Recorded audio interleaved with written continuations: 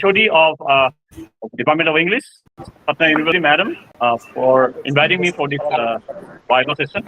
And I would like to, I have some actually, some a few number of questions for Sumit. Okay, Sumit, can you hear me? Yes, sir. Yes, sir. So your study was basically on this a comparative study of Dalit literature and Marxist theory. Yes, So sir. if you look at these two theories, we can see that Marxism is basically a class-centric this approach, and Dalit is it's a caste-centric. So like, how do you what is your opinion? Do you think that Okay. the Okay. class-centric approach of Marxism it addresses this caste problem of this Dalit theory? Sir, Can you connect these two? and need behind taking this topic of research for me was to create a space where the very emerging burning problem of society could be reduced to assess. So the thing is that the victimized section of our society, that and the Dalits, and it is also the opinion of the Dalit scholars that Dalit minority will not be able to fight against this victimization on their own. So they need the help and assistance from all sorts of victimized section of society. That's the reason that I have put all the two schools of thought on one stage and tried to research on the on this topic of religion Marxism, a comparative study. The convergences Okay, thank you. Yeah, please. The convergences I bring up, and also the diverging points have been researched upon, and later we landed on the conclusion that Dalit minorities will not be able to fight this war single-handedly, and there has been various diverging points also, because Ambedkar has always been critical of Marx theorists, because he openly stated that the Marxists have never, Indian Marxists in Indian social construct have never questioned the Brahminical hegemony or the casteism. On the point of bloody revolution, also he was opposed to Marxism, because Marx theorists have always advocated for the employment of violence to attain their objective, but Dalit scholars have always advocated for employment of constitutional means to attain their objective. The Marxists have always considered religion as a tool for capitalists and clergy to exploit people. But Ambedkar stated that he was against blind faith, but there should be religion in everyone's life, which should be based on moral values. On the very point of state, the Marxist always advocated for the degeneration of the state, but Ambedkar was of the opinion there is a need of a state in our society to protect our people from internal discord and external invasion.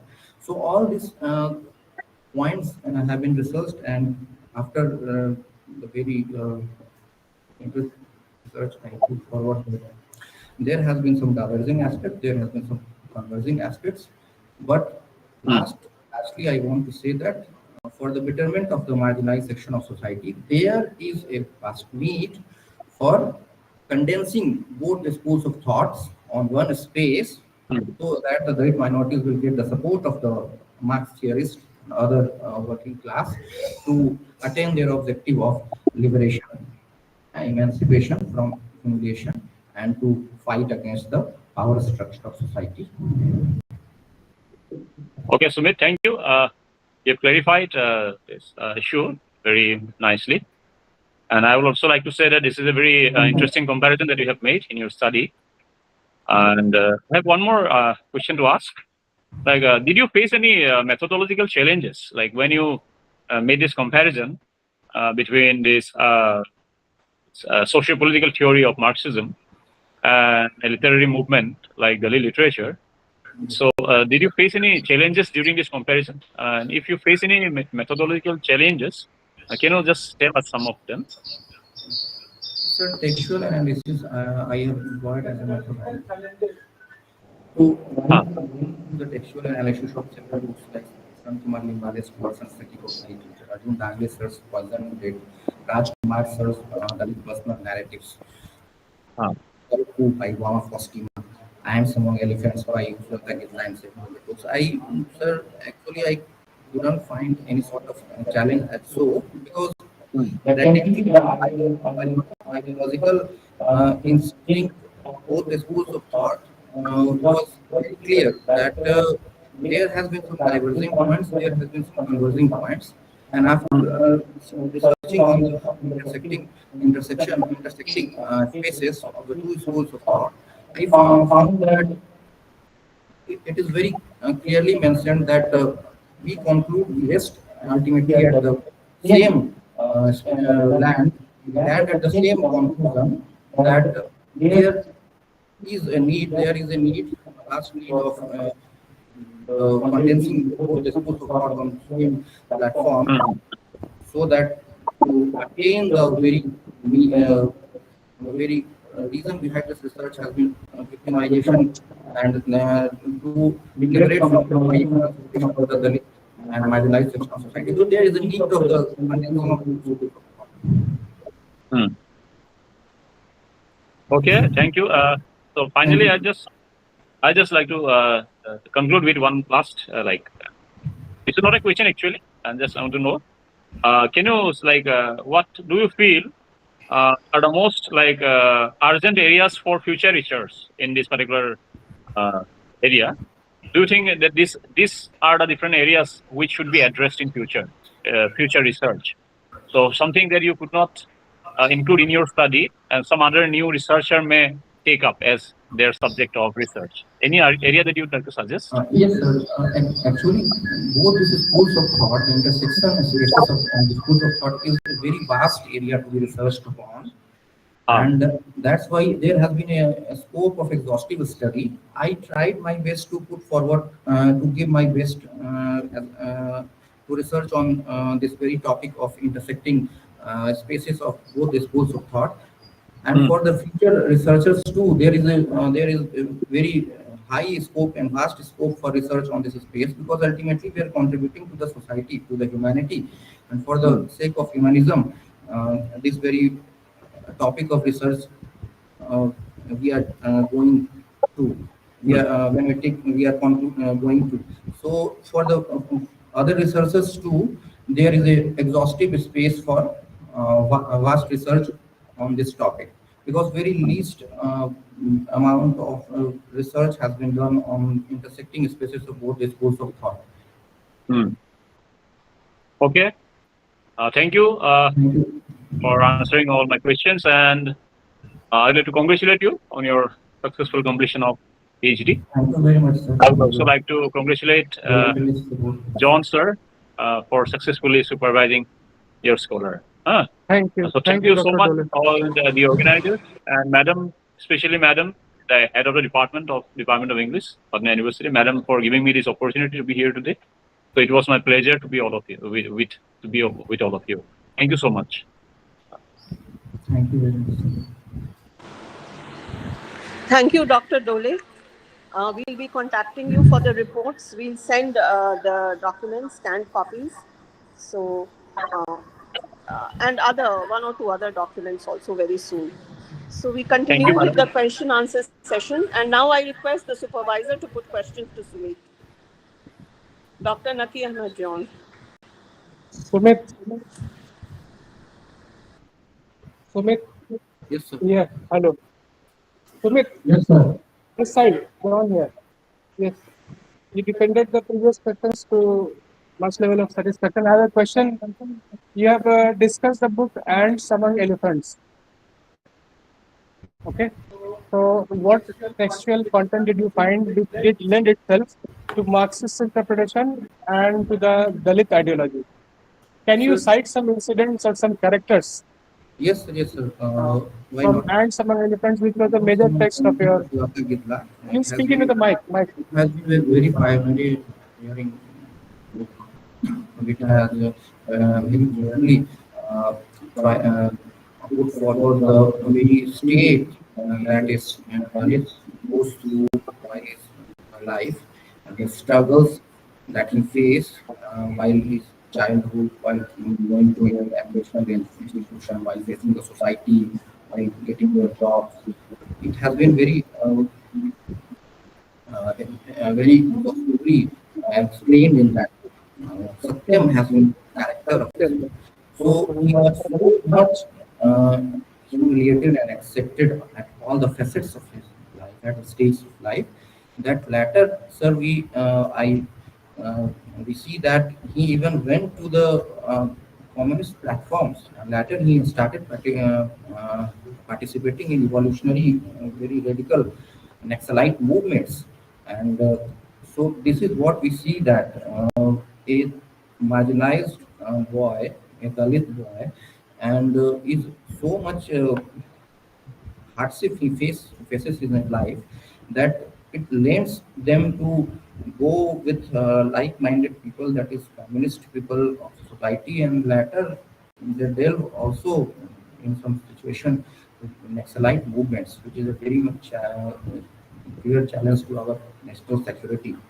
So if the episode of Satyam's life and it challenged everything that I studied was very much disturbing for me.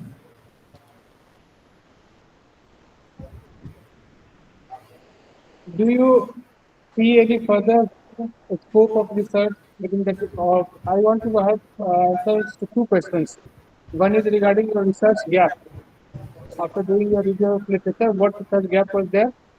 And what are their further scopes of research within the same domain? Research gaps are when I studied many books, mainly the Sharan Kumar Limbale's book, uh, towards an aesthetic of Dalit. In the fifth chapter, I found that there is a vast space for research, and very lean research has been done on the two schools of thought.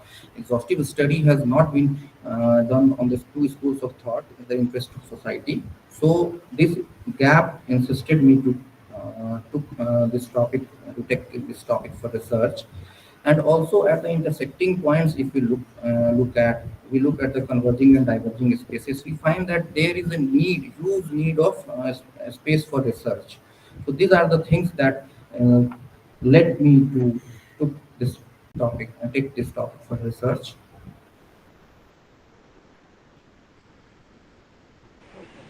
Now I request the Dean Humanities, Professor Rajesh Kumar Singh, to put questions if he has any.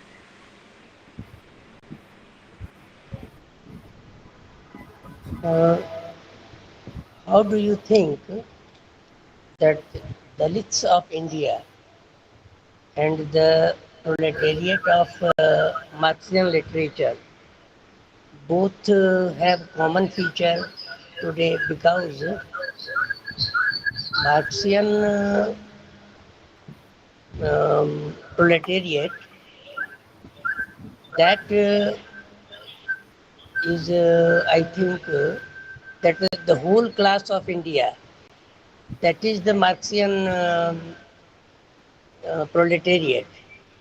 But Dalits are only Dalits in caste, and they cannot be said that they are proletariat in the society. How do you think it? Oh, sir, actually the thing is that both these schools of thought fight against the power structure of society. So there is a common goal of both the schools of thought, that is emancipation of victimized section of society, liberation from humiliation and victimization. So that's the reason I tried to condense both the schools of thought on the same platform. Also, sir, we see that the Dalit minorities will not be able to fight against this power structure single-handedly. The support of other victimized sections of society is the need of the hour. That's why many proponents of Dalit theorists and Marxist theorists had also put forward that there is a need of common creation of a common ground for both the schools of thoughts, so that they can fight uh, their war, uh, not single-handedly, but jointly, to attain the same aim of humanism. That's the very reason, sir, both the schools of thought I tried to condense on one platform, sir.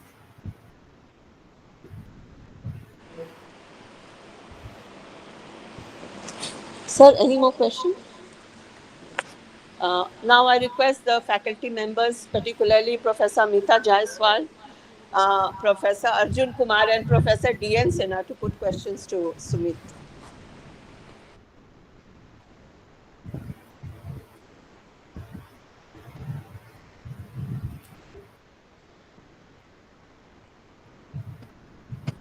First of all, I would like to congratulate the candidate Sumit uh, for presenting wonderfully his thesis, uh, and the head, Dr. Shruti Prasad, the supervisor, John Nakni, and the faculty members. The topic of the thesis is very good. Even we are aware of this topic. So only one, already a number of questions have been asked. I would just want to know 1 or 2 points from your conclusion and suggestions for the society to work upon. Okay, ma'am. I will repeat my findings, just what I have said in the last answer, ma'am. That Dalit minorities have never been able to emancipate themselves from the victimization of the social construct of India. So they need the help of other sections of society who are who have also been the sufferers. So there is a need of condensing the two schools of thought on same platform. So Dalit minorities need the support of the Marx theorists also to attain their objective of emancipation and liberation from sufferings and societal victimization that they have been subjected to till date since time immemorial. And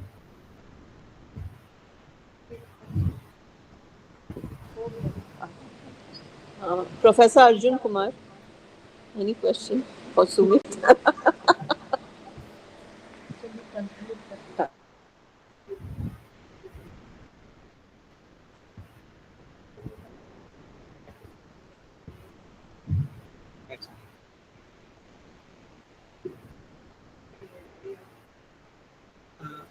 Good afternoon to all of you, respected chair, all the faculty members, Dean Humanities, and aid the Department of Philosophy, all the research scholars and their students.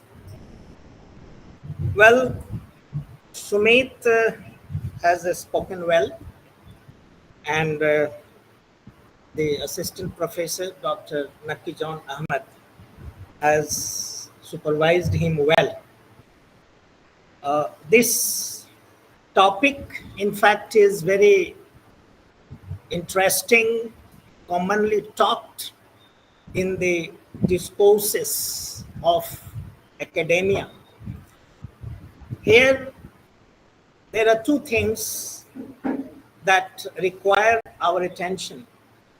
We are doing all researches in post-structural and post-Lacan theories, where the subconscious has been playing a very pivotal role to determine all such factors and making the language more resistant to reflect such things if they are taking place in our society. Well, while sitting here, I was listening to him. He has definitely touched upon the traditional aspects and also tries to intersect where lies the determining forces.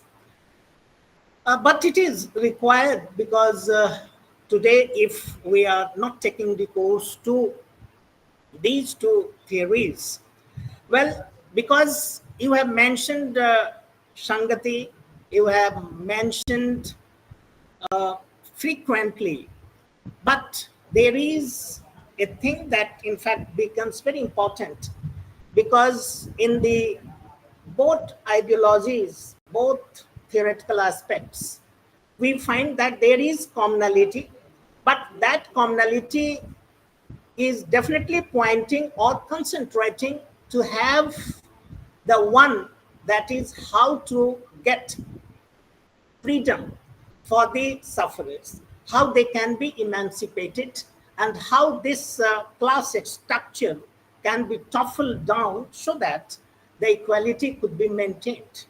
In between this, where does the resistant power goes? Does it just the theory content, as we find that Bhimrao Ambedkar and the Marxist theorists, they have thought of, or we find that yes, the real resultant force is in the language, because somehow or other that we call subconscious, it in fact in post-Lacan, we find that it is determining the every course of the resultant force that the language carries. No doubt, if you have referred, and you have rightly referred, Raj Kumar and Arjun Dangle, but you may have seen with your own naked eyes how powerfully they are in the language against the oppression.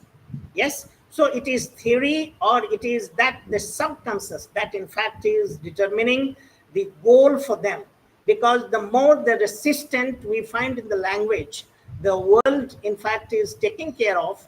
But again, we are subdivided, or we are multiply divided, that yes, then it goes also to that section who in fact is very much a strong, very much a stiff to all these happenings. So just if you wish to focus on it, I think it would have been a more relevant at the moment.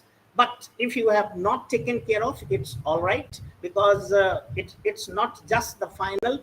If you wish to get it published in book form, you can also take it there.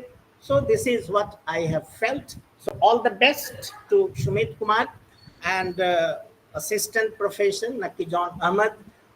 Under him, it is his first research scholar. So I also congratulate you that you have supervised him well. So all the best from my side. Thank you.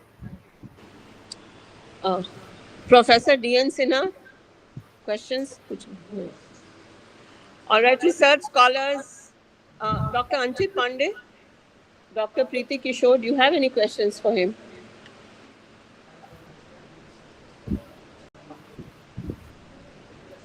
If you wish, if you have any question, you can ask. Otherwise, I mean...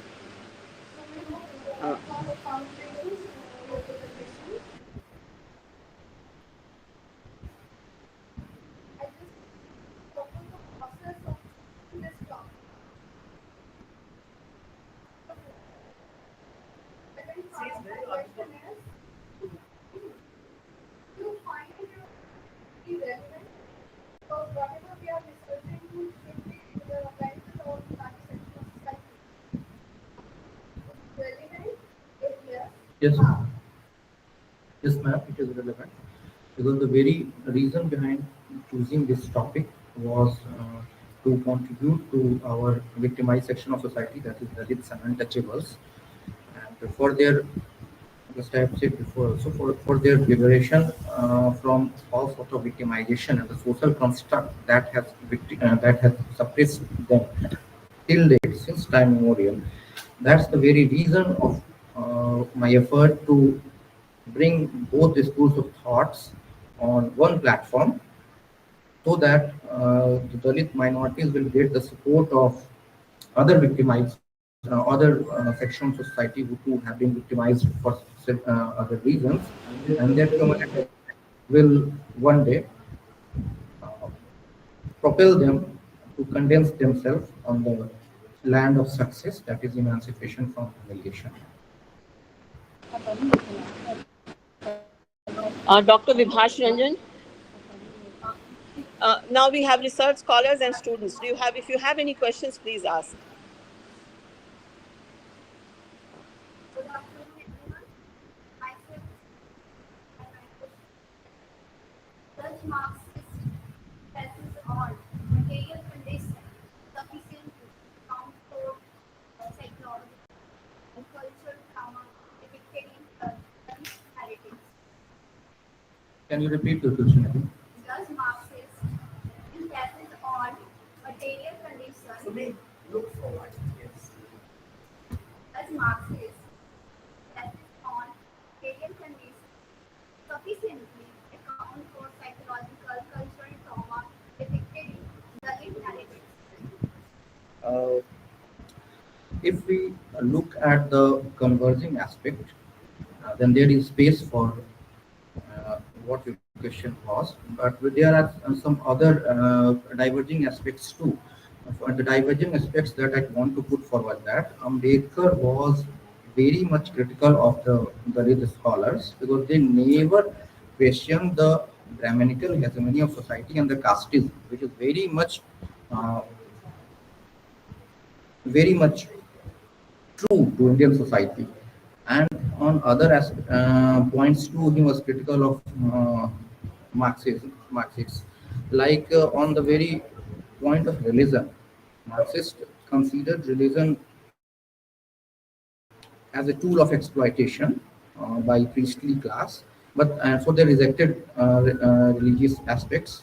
But the Marx theory, Dalit scholars were of the point that, especially Ambedkar, that religion should be having a space in someone's life, but it should be based on human values, and he rejected superstitions and other sort of drawbacks that we see in the religious paradigm. Other aspect with that, when we look at the point of state, the Marxists blatantly rejected state, and they try. But Ambedkar was of the point that there should be a space for state, because state is something that protects people from internal discord and external aggression, external rebellion. And on some other points too, because for the attainment of their goal, Marxists insisted for employment of the revolution, that is violence, but Ambedkar rejected violence, and he advocated for employment of constitutional means. Overall, at the converging point, I want to say that for the Dalit minorities, for attainment of their goal, there is a need of creating a space where the proponents of both schools of thought should condense themselves. Very good. Any other question? Okay. My name is Asad, and as we know that Marxism primarily addresses on economic class struggle, while Dalit literature foregrounds class struggle. So I want to ask that these frameworks could be synthesized without these frameworks could be synthesized without diluting either theoretical integrity. Theoretically, just I have said that there has been some conflicting aspects, there have been some converging points, there have been some diverging points, but in the interest of society, practically, if we look forward, we see that Dalit and untouchables need the help and assistance from other victimized section of society. Might be their reason of exploitation be other, it might be economical reason, but there is a need of all the victimized section of society to be supportive to the victimized, to the marginalized sections of Indian construct, that is Dalits, and that's the very reason that practically is required for the attainment of the very goal of humiliation free society of India for the Dalits, which has been very much natural to our social construct that we have been witnessing since memorial.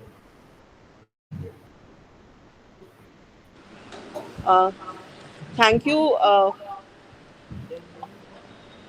There is, okay, one more question. All right.